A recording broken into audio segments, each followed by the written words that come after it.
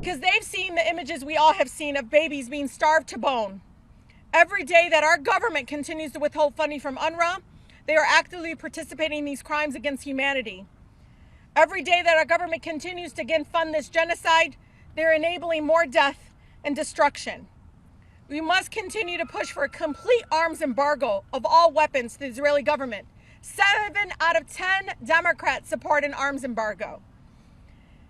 So again, no matter what weapons is, I don't care if it's offensive or defensive, whatever you call it, let's stop enabling, again, the genocide. The excuses I've heard will never justify these war crimes. It's past time that my colleagues stop making excuses and listen to the majority of Americans. As a girl that from Southwest Detroit, the most beautiful, blackest city in the country, I can tell you, when I go home, they are telling us over and over again, what are y'all doing continuing to support this? We don't have clean drinking water, but yet we always seem to have funds to, again, bomb people, kill them, and destroy communities all around the world. And again, they continue to tell me how they see that we prioritize death and destruction. And you all know, I know many of my colleagues benefit personally and financially because they own stocks in war manufacturing industry. I watch it, watch them press yes over and over again while they benefit from owning stocks in Lockheed Martin and all these war manufacturing industry. Shameful. Shameful that they continue to benefit from death. And shameful that they won't have the courage to stand up to special interest groups and pro-genocide groups that are continuing to enable this because they support the ethnic cleansing. Listen to the people in the government of Israel. They are telling you that's exactly what they want to do. Stop excusing it. Stop pretending that's not what's happening. Again, they are luring people to the border to get food because they're so hungry. Many of them sending their own children. And they're coming back completely killed. And you watch, these bullets are in their heads and their bodies. It's intentional.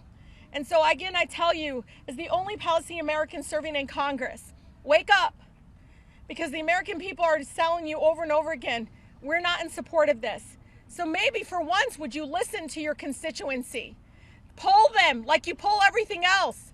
They will tell you they do not want one goddamn freaking dime going to starve a whole people or ethnically cleanse and continue this genocide.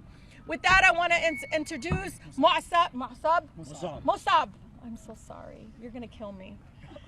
Mossab, who's an amazing poet and writer. But today I learned that he was a teacher and who loved his students. And it breaks me to tears to hear him talk about how he doesn't know where the whereabouts is, but how one of his favorite students was taken away so early. You know, Mossab, I continue to tell my colleagues all the time, why is it that Palestinian children don't deserve to grow old? Why is it that you think they're as disposable? Why is it that you don't understand a child is a child, no matter their ethnic background? Sometimes I wonder if they closed their eyes and pretend they were Palestinians, if they would act. And so I know through art, through beautiful ways of trying through words of our pain, that we're trying again to move people with us. But I know again, our country is moving, even if the institution that's continuing to be broken behind us doesn't move. We're going to make them move. With that, thank you. Thank you so much. Thank you so much, Representative Rashida Tlaib, for your words. In fact, I lost so many members of my family, over 50. Some of them are still under the rubble. I myself am a survivor of the genocide. I was abducted by the Israeli forces for 3 days. I'm a father of an American citizen. Okay. I'm a father of an American citizen. We were in Gaza. Our house was bombed on October 28, 2023. And we were lucky because no one was inside the house. We already evacuated it, but we got no calls from anyone, not from the Americans, not from the Israelis, that they would bomb our house. Otherwise, I wouldn't be standing here. I lost so many of my students. Hatem Zaanin and Harith Naim are just one of them. It's two of them. And I came here to talk about some of the latest news that I'm getting from Gaza. I just prepared this yesterday evening before I came here. On Sunday, 4 days ago, on Sunday, my father-in-law went to Beit Lahia with his son and nephew to wait for food arriving through the Zikim aired crossing. Thousands had gathered, desperate for a lifeline. At 8:30 in the morning, an Israeli shell struck the crowd. My brother-in-law and his nephew were among the wounded. They were taken to the hospital, but doctors couldn't operate them until after some hours. When I video called them 2 days ago on Tuesday, I saw someone in the same hospital room with a leg amputated. I didn't recognize him at first. Then a neighbor passed the phone to him. It was Muayyad, my neighbor, pale and thin, a father of two, someone I used to play soccer with. Muayyad once ran a barbecue restaurant with his siblings. Israel destroyed his home, destroyed his restaurant, destroyed our neighborhood, destroyed our city. It killed members of our families, severed Muayyad's leg, and starved his entire family. Now his wife and 2 children are even more desperate, with Muayyad still in the hospital, unable to provide. He told me his leg might have been saved if there had been enough doctors.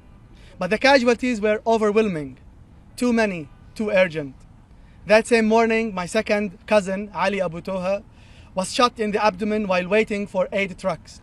He didn't die immediately. It took an hour to get him to the hospital. Once admitted, his final words were, "Take care of my wife and 5 children." Ali was a father of 5, aged 11, 9, 8, 5, and a year and a half. He wasn't the first loved one and relative I've lost. On October 13, 2023, an airstrike killed 31 members of my family. 18 children, 6 mothers, and 2 elderly were among them, and a disabled man, my first cousin's husband. Among them was my first cousin, Tahrir Abu Toha, and their 5 children, an entire family erased. On October 9, 2023, I lost my pregnant cousin, Dua al-Dabash. On October 22nd, my cousin Noor al-Shantaf was killed along with her husband and their 3 children. Only 1 child survived. Another cousin was killed on October 18th, 2024, with 14 members of her family. My great aunt, whom I called Grandma, was among them. Her body is still under the rubble. Israel later razed that entire area.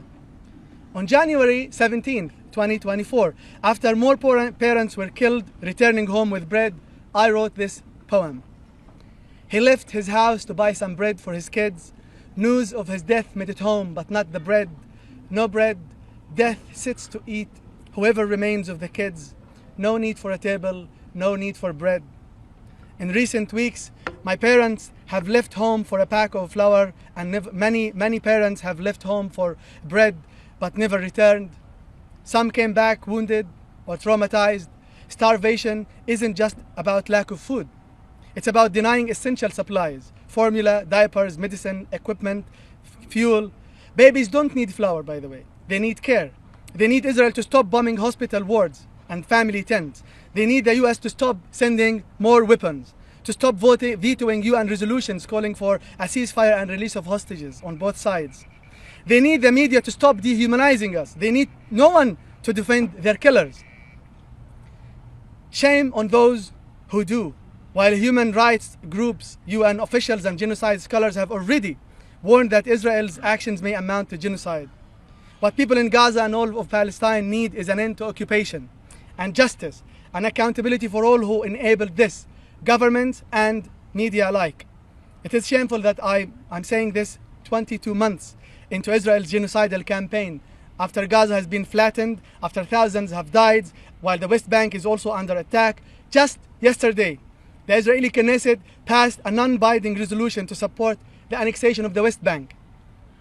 It is shameful that I must say this after Israel has committed and continued to commit every crime imaginable, wiping out entire families, blocking aid, shooting civilians seeking food, abducting fishermen. Just yesterday, they abducted fishermen from the sea in Gaza, just a few meters into the sea, bombing mosques and the churches and killing Muslims and Christians, killing medics and burying their bodies.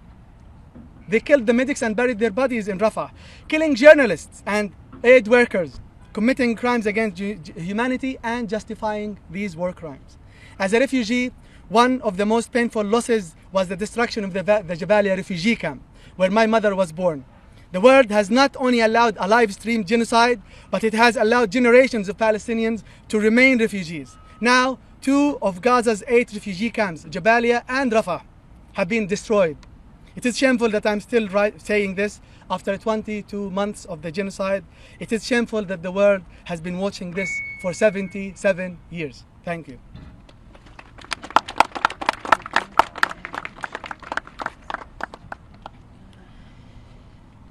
I really pray that God can give me the words so that when the leaders hear them today, their hearts are softened.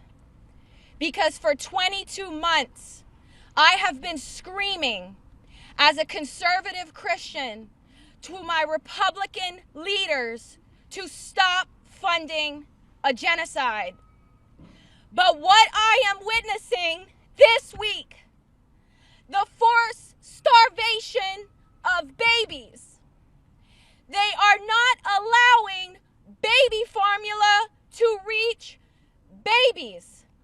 The level of evil that it takes to make a decision to starve a baby as a means of war, as a weapon of war. What have we come to as a humanity? What have we come to as a country where we are normalizing the blocking of food to a baby to force a political organization to change their mind? This is not political. I have identified as a Republican, conservative Christian my entire life, and I stand unequivocally in solidarity with Rashida Tlaib, the only Palestinian American in this office. Her people are being genocided. Her people are being starved. Enough! We have enough. The American people have spoken. And it is time for our leaders to listen. The people will only escalate until you listen. Lift the blockade on Gaza now. Feed these babies now.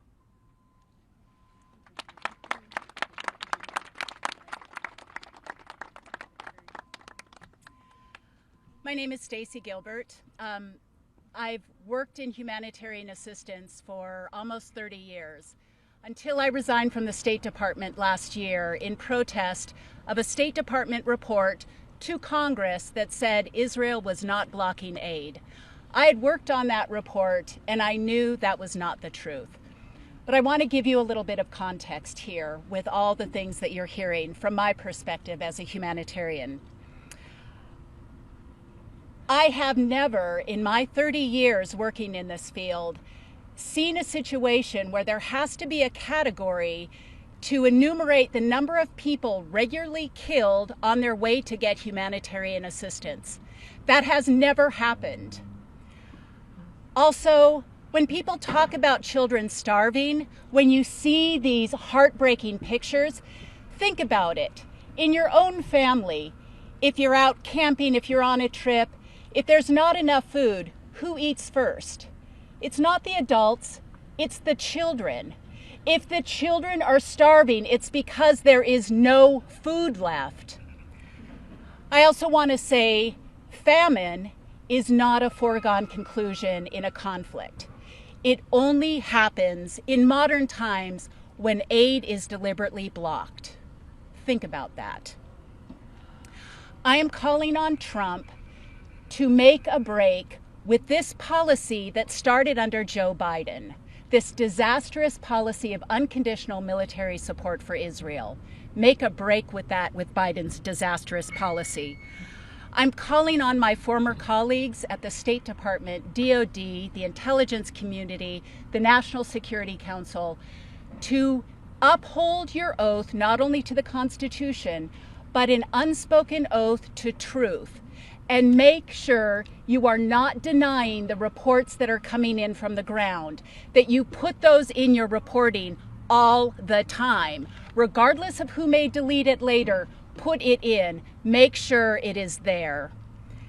And I'm calling on all federal employees who still have a job in this administration. Now is not the time to be comfortable.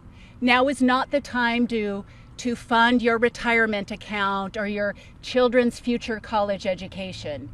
You need to put that money into organizations that are on the ground providing assistance, to journalists who are on the ground reporting the truth, to advocacy organizations.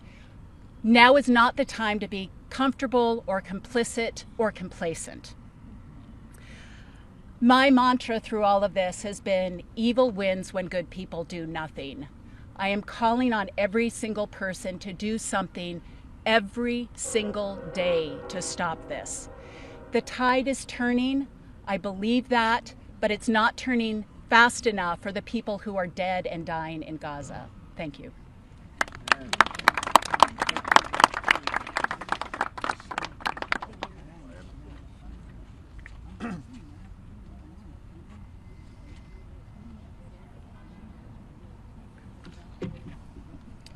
My name is Hanny Nofal.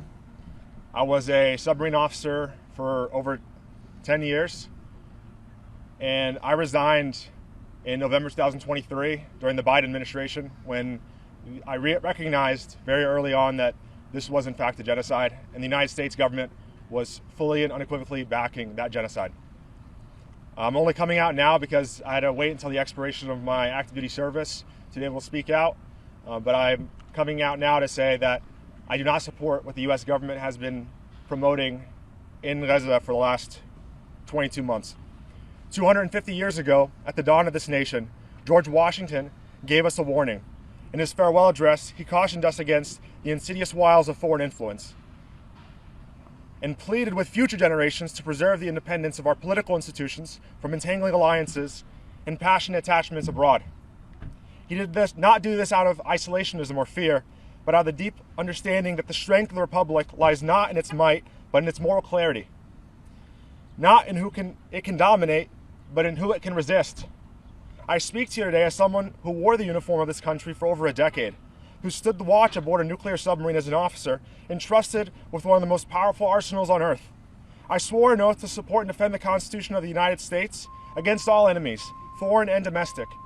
I took the oath seriously, but I have come to understand that threats to our republic do not always arrive in the form of armies or missiles. Sometimes they arrive as ideologies, quiet, corrosive, and clothed in the language of friendship. And today, the greatest test of our national integrity is not in the South China Sea or the Persian Gulf. It is Gaza. What is unfolding in Gaza is not a conflict. It is not a war between equals. It is a calculated starvation, bombing, and displacement of a captive civilian population executed by the Israeli government and made possible by the full backing of the United States. Let us be honest, without the billions in military aid to end the uninterrupted flow of weapons, the diplomatic shielding at the United Nations, and the bipartisan silence in Congress, this would not be possible. Every party, Republican and Democrat alike, has put loyalty to a foreign government above the lives of Palestinian children, above the conscience of the American people, and above the very values we claim to stand for. I know what these values are supposed to mean. I believed in them enough to lead sailors into harm's way. But how can we speak of liberty when we fund occupation? How can we claim to uphold human rights while enabling war crimes? How can we call ourselves a democracy while criminalizing dissent and silencing anyone who questions our blind allegiance to Israel? This is not just foreign policy. This is the capture of our republic. Washington foresaw this. He warned that passionate attachment to another nation would lead to the illusion of common interest, the betrayal of our own. And that is exactly where we are. We have been seduced by a false narrative, one that equates strategic alliance with moral obligation and dissent with disloyalty. But let me be clear. To speak the truth about Gaza is not anti-American. It is profoundly American, because patriotism, Real patriotism is not obedience to power, it is fidelity to principle. And principle demands we say this: no nation, however sacred its origin story, has the right to ethnically cleanse, starve, or massacre civilians. Not even Israel. Especially not with our weapons, especially not with our tax dollars, especially not in our name. I resigned my commission because I could no longer serve a system that rewards cowardice and punishes conscience. I could no longer remain silent while my government abets apartheid and genocide under the guise of security. And I say to you now, our silence is complicity. And complicity is not neutrality. It is betrayal. Betrayal of our Constitution, betrayal of our humanity, betrayal of the republic Washington fought to build. But it is not too late. The people of this country have always been capable of great moral courage. It was ordinary Americans who ended the Vietnam War, who brought down Jim Crow, who forced the end of South African apartheid. And it'll be us, veterans, teachers, doctors, students, clergy, who end this era of bipartisan complicity and demand a foreign policy rooted not in blind loyalty, but in justice. Because the world is watching, Gaza is watching, humanity is watching. And one day our children will ask what we did when our government became the chief enabler of one of the great moral atrocities of our time. Let us have an answer worthy of them. As Washington said, the preservation of the sacred fire of liberty is finally staked on the experiment entrusted to the hands of the American people. It is time we take that trust back. Thank you.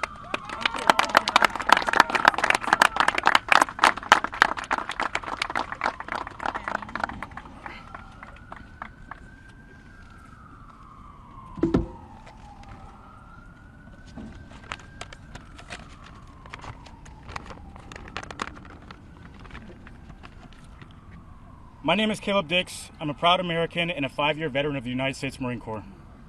I stand before you today, not as a politician, not as a diplomat, but as a man who has seen firsthand the power and devastation of modern weaponry.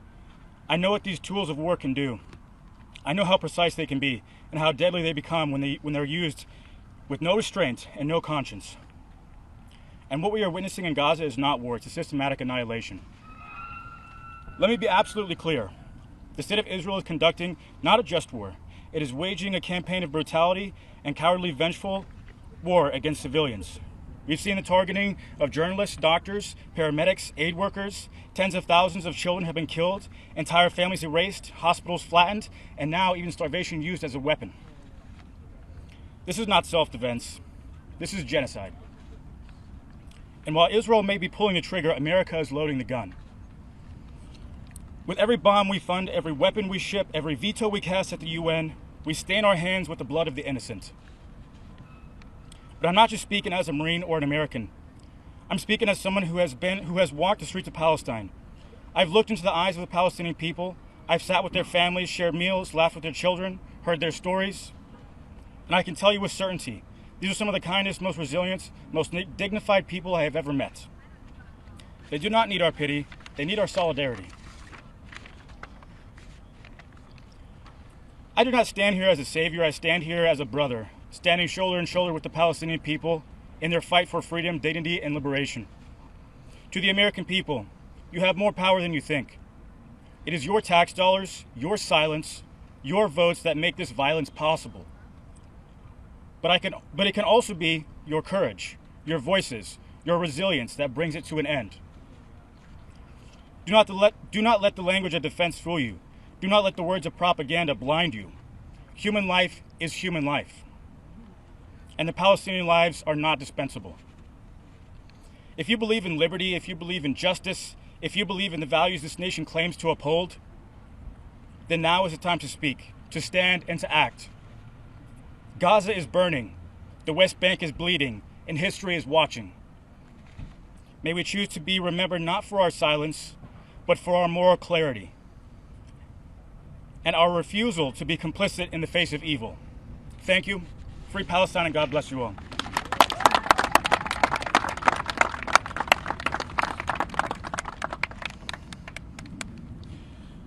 Hello everyone.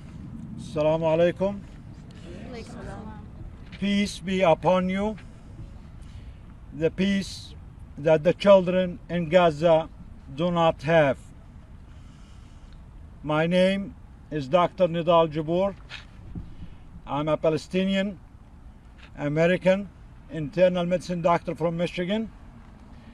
I'm a proud constituent of Congresswoman Rashida Tlaib. As your constituents, Congresswoman Rashida Tlaib, we want to congratulate you on your integrity, on your bravery, and on your moral clarity. As your constituents, we are proud of you. And despite all the pain, your district is saying happy birthday, Rashida Tlaib. Thank you, Mus'ab Abu Toha, the amazing poet and writer, the son of Gaza. You are a proof that Gaza will live and shall outlive all the haters, domestic and foreign. I'm here with my colleagues as doctors, healthcare workers, and as witnesses to the worst atrocities in mankind's history. We are here to tell you without apology that what is happening in Gaza is a genocide, and that the United States government is helping to fund it with American tax dollars. What we are witnessing in Gaza is not a humanitarian aid. It's not relief.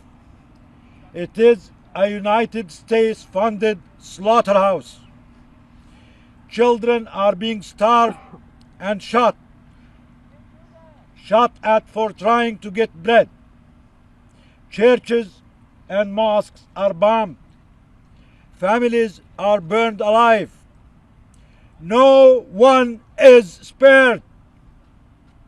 Not newborns, not the elderly, not the patients, not the doctors, nor the priests.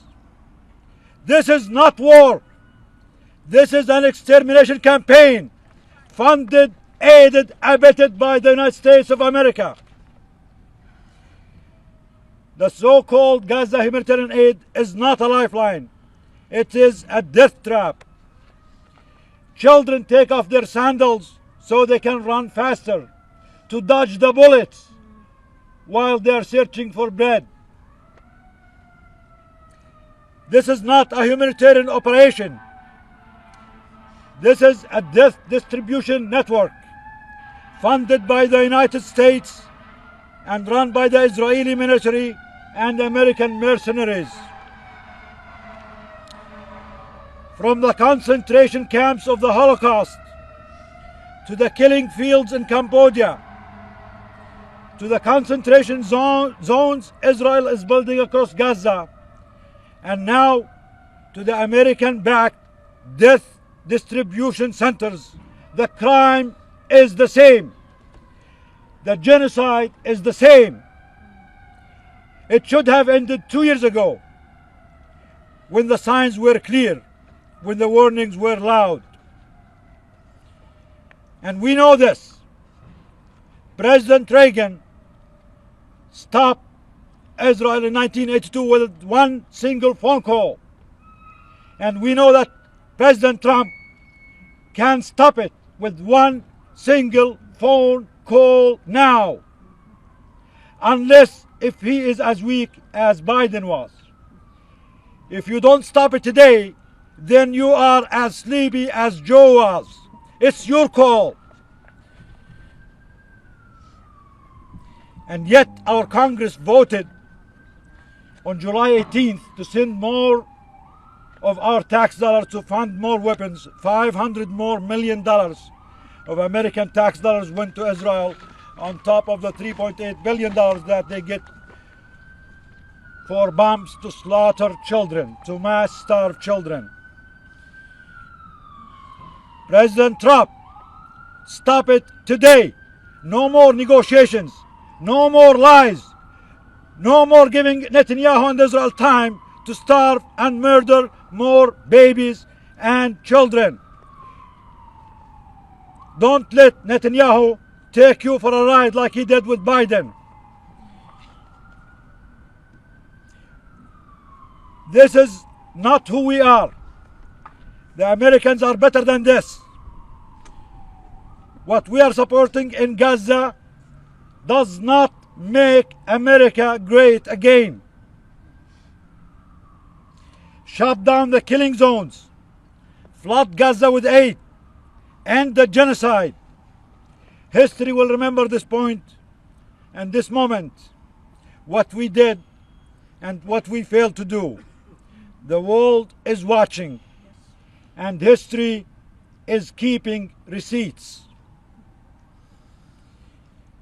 In order to honor the true heroes in Gaza in this awful stain on human history, my colleagues here will share accounts from doctors, healthcare workers, and regular Palestinians in Gaza.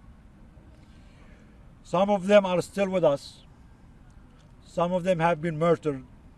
Others are being tortured in the Israeli torture camps. They are not numbers. They are human beings with hopes and dreams. And they bleed just like anyone else. Thank you.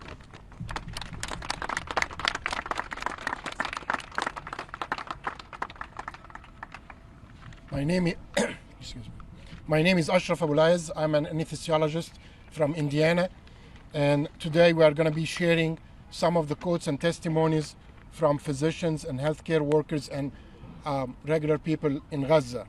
My part is to share Dr. Ali Tahrawi, an ER doctor at Al-Aqsa Hospital in Deir al-Balah, Gaza. He has served his people throughout Israel's ongoing genocide, and he had been doing 24-hour shifts due to devastating staff shortages. Recently, he stated, and I quote, "I have a cold, and in 1 hour, I will have finished the 24-hour shift, heartbroken again. I lost a cardiac patient because he had no medication. Another shot in the head was left to die slowly because we had no ventilators. A child with a shattered skull and exposed brain matter just died in front of me. I also just found a kidney patient collapsing on the bedroom floor. He had a seizure due to brain damage because he has not had dialysis in 3 months. A diabetic man haven't had eaten in 4 days. And when I asked him why, he cried. I gave him fluids and some money to buy flour. I am so sorry for the starving, for the children we couldn't save, for the mothers, for the dead, for the vulnerable. Not a single shift has passed without having me shattered." End of quote.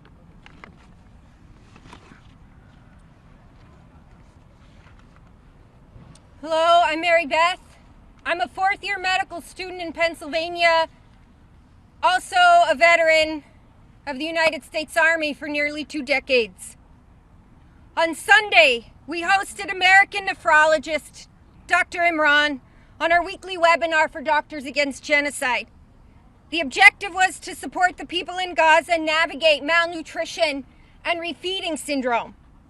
We learned that when we reintroduced food consumption, carbs are the worst in terms of safety.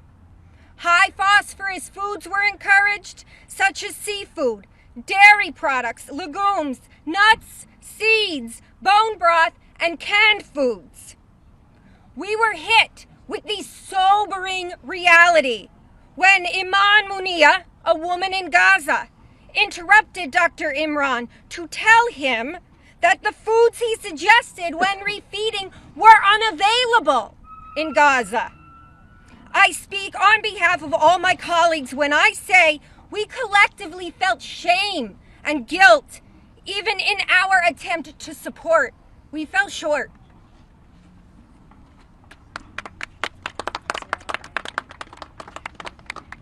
Assalamu alaikum. My name is Ahmad Abu Arab. I'm a family doctor from Michigan. I'm going to state a testimony from Ahmed Zaidan, a 10-year-old from Gaza who went to collect aid at one of the GHF distribution centers. He says, "We thought they would give us the boxes respectfully, but they turned out to be the filthiest. We stayed from 7 in the evening until dawn. Tanks on one side, quadcopters and Apaches on the other. I told the young men not to go. Damn those aid boxes if they come with humiliation. Either the aid comes with dignity, we don't want it. My mother was martyred. Before her, my brother was killed. And God knows who's next. We can't even guarantee our lives anymore. Here's my bag, and here's a sack of flour. We have no weapons. We're not going to fight. We are civilians, not soldiers. Don't go to the aid sites and sacrifice your lives."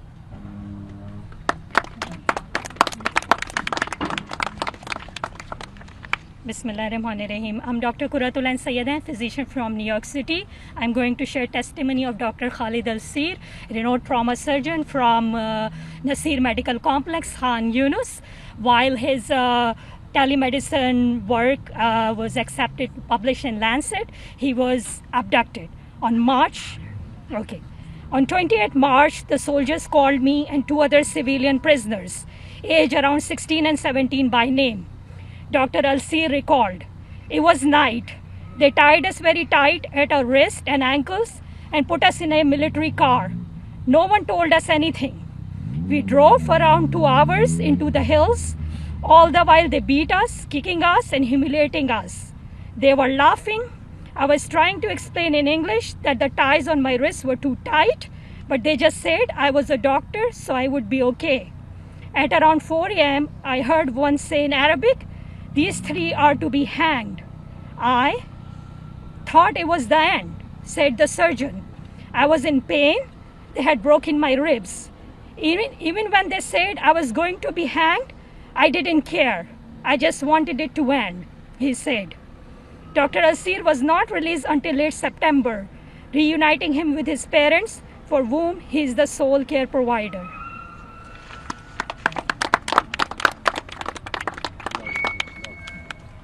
My name is Dr. Roxana Samimi. I'm an infectious disease physician.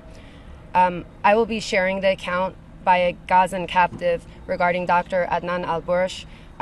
This was an account about his time at the Al-Fur prison area. The head of orthopedics at Gaza's Al-Shifa hospital, Dr. Adnan al-Bursh, was working at Al-Auda, a hospital in northern Gaza, in December when he and other medics were arrested by the Israeli army for what they said was quote-unquote national security reasons. He was taken to the notorious Ofer prison. A captive at Israel's Ofer prison in the occupied West Bank told Sky News how Israeli forces left Dr. Adnan al-Bursh, who had previously been severely tortured, to die alone in agonizing pain and naked from the waist down in the prison's yard. He stated, and I quote, "In mid-April 2024, Dr. Adnan al-Bursh arrived at Section 23 in Ofer prison. The prison guards brought Dr. Adnan al-Bursh into the section in a deplorable state. He had clearly been assaulted with injuries around his body. He was naked in the lower part of his body. The prison guards threw him in the middle of the yard and left him there. Dr. Adnan al-Bursh was unable to even stand up. One of the prisoners helped him and accompanied him to one of the rooms. A few minutes later, prisoners were heard screaming from the room, and they declared that Dr. Adnan al-Bursh was dead."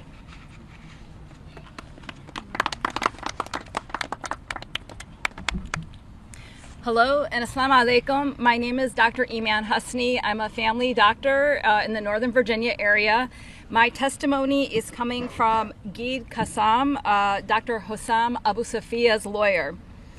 Dr. Hussam Abu Safia, a pediatrician and the director of Kamal Adwan Hospital, was taken hostage on December 27, 2024, and is currently being held at the infamous Ofer prison. Gid Qassam, his lawyer, testifies that Dr. Abu Safia has been held without charge for 7 months. His freedom is nowhere in sight.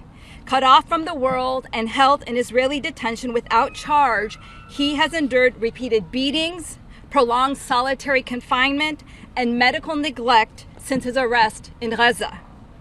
The reason for his arrest, the Israeli army claimed, was that he had been involved in terrorist activity. 7 months later, Israel has still not presented any evidence to prove it. At the time of his arrest, he weighed around 213 pounds. In the first 2 months, he lost 44 pounds. By the time his lawyer met with him recently, it was clear he had lost close to 88 pounds. Dr. Abu Safia spent almost a month in solitary confinement at Ofer before being transferred to a department with other detainees from Gaza. These cells are underground with no ventilation or natural light. The dampness is so intense that detainees feel cold even when the outside temperature exceeds 86 degrees Fahrenheit. The food that the prison provides is the bare minimum. They are being deliberately starved. Dr. Abu Safia told his lawyer that his most recent assault by prison guards occurred on the 24th or 25th of June. She said that he was attacked brutally and savagely. The beating lasted around 30 minutes. There were bruises on his head, neck, and chest. After they were done, he asked to see a doctor. He wasn't feeling well and he was having chest pain. They refused his request. She says that this was maybe the 5th or 6th time he had been attacked, and they also broke his glasses. She said, I tried so hard to get him a new pair because after he was arrested, when he was arrested, he didn't have his glasses. She finally managed to get him a pair in May, but when they beat him again, they shattered the lenses.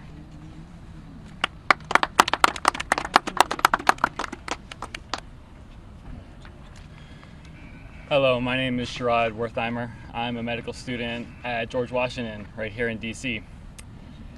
I'm reading the testimony of Hala Shasha, a 40-year-old mother of 5 from Gaza City. She stated, I dread the moment Hanan and Misk will ask me about their legs. What will I tell them? When I go to buy shoes for my children, what will I do when Hanan and Misk ask why I don't buy them any? If they say, I want to play, I want to dance, I want to ride a bike, what will I say to them? How will they adapt to their new situation? They lost their father, the love, compassion, and security he gave them. And they also lost their legs and their ability to move and play. Everything beautiful in their lives is gone. Their childhood was stolen. What did they do to deserve such devastation?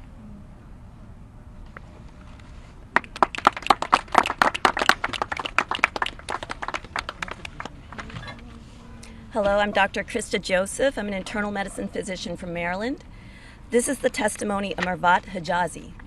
Mervat Hijazi and her 9 children didn't eat at all on Thursday, save her underweight baby who had a sachet of peanut paste.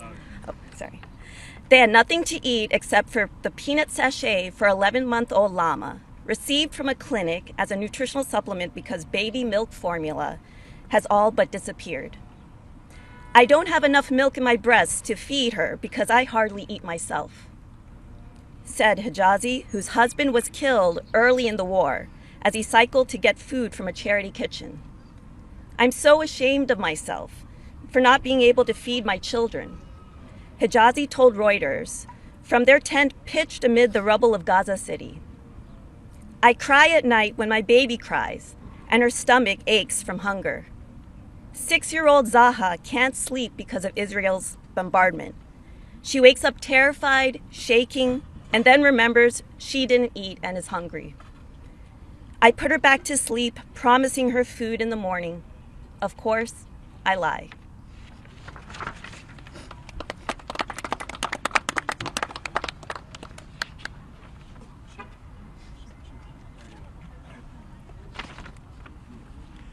Hi, I'm Dr. Danny Ritchie. I'm a family physician from Rhode Island. I'm here to give the testimony of Dr. Wafa Abu Namir.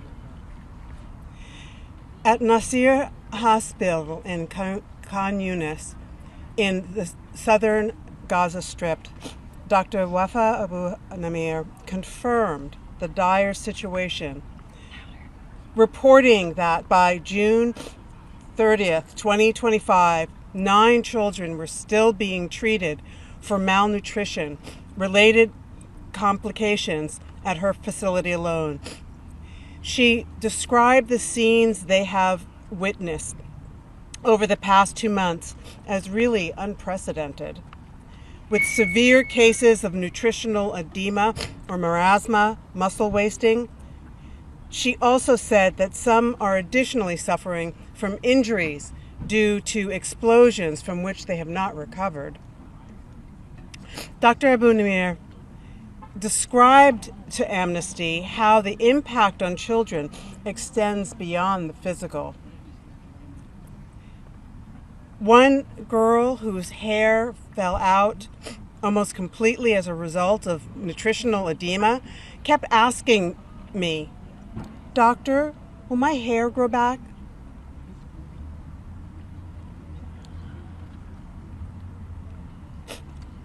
Am I still beautiful?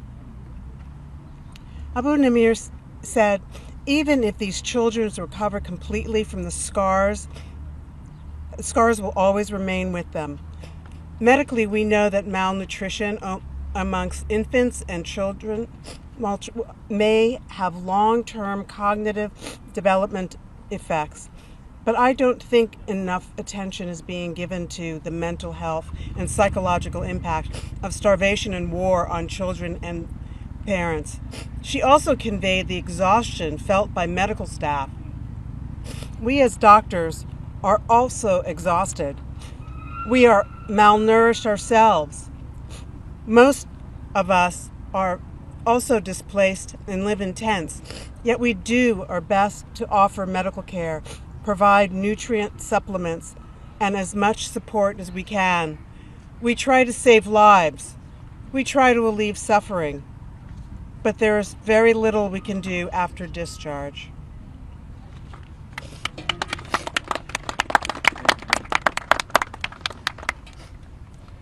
I'm John Ruhr, a retired emergency physician.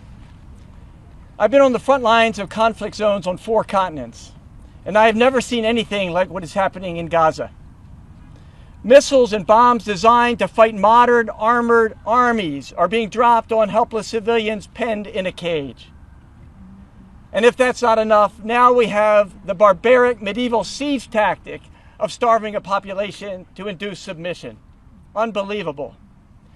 But we're not here today as diplomats. We are doctors whose duty is not to power, but to preserve life. And so we are asking President Donald Trump and the 535 members that work in this building behind us for 5 immediate actions. 1, open the crossings to Gaza for humanitarian aid. Open it now. Open now. Now. 2, dismantling the Gaza Humanitarian Foundation, which, as you've heard, is nothing but a death trap dressed up as distribution centers. 3, unfettered access to food, fuel, medicine, and water to be distributed by the NGOs like World Food Program, the United Nations, and UNICEF and Oxfam, organizations that have experience in delivering this without killing people. Let the now. 4, international protection for humanitarian aid and humanitarian aid workers. And 5, a permanent and complete ceasefire now. Ceasefire now. We're not asking for a miracle, we're demanding justice. Because genocide doesn't happen just in silence. It happens in bureaucracy, in delay, in neutral language from people that are powerful who should know better. So we're here to say no more. We will not stop.